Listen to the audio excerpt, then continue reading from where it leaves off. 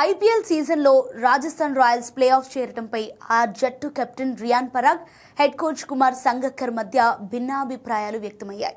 League దశలో లక్నోపై గెలిచి 4వ స్థానంతో ప్లే ఆఫ్ చేరిన రాజస్థాన్ ఎలిమినేటర్లో హైదరాబాద్ను ఓడించిన క్వాలిఫైర్ 2లో గుజరాత్ చేతిలో ఓడి టోర్నీ నుంచి నిష్క్రమించింది.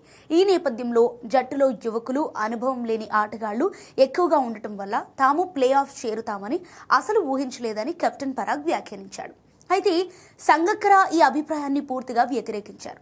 2022 నుంచి తమ ఫ్రాంచైజీ ఆలోచన విధానం మారిందని, కేవలం మ్యాచ్లు గెలిపించగల సత్తా ఉన్న ఆటగాళ్లనే జట్టులోకి తీసుకుంటున్నామని స్పష్టం చేశారు.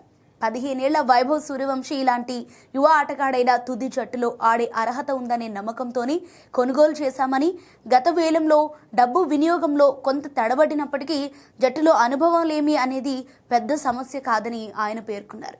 అయితే ఈ భేదాభిప్రాయాల వల్ల వీరిద్దరి మధ్య సఖ్యత లేదనే ప్రచారం జరిగినప్పటికీ సంగక్కర మాత్రం కెప్టెన్గా రియాన్ పరాగ్ ప్రదర్శనను మనస్ఫూర్తిగా అభినందించారు. మొదటిసారి పూర్తి స్థాయిలో కెప్టెన్సీ బాధ్యతలు చేపట్టిన పరాగ్ జట్టును అద్భుతంగా నడిపించాడని కొనియాడారు. మైదానంలో అతను తీసుకున్న నిర్ణయాలు, ఆటగాళ్లను మేనేజ్ చేసిన విధానం ప్రశంసనీయమని చెప్పారు.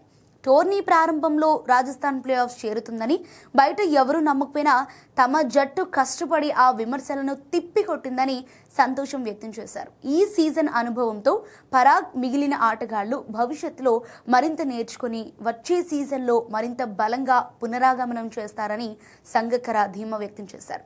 మంచి క్రికెట్ ఆడుతూ ఆటను ఆస్వాదిస్తే ఎలాంటి అద్భుతాలైనా సృష్టించవచ్చని తమ జట్టు నిరూపించిందని ఆయన ముగించారు.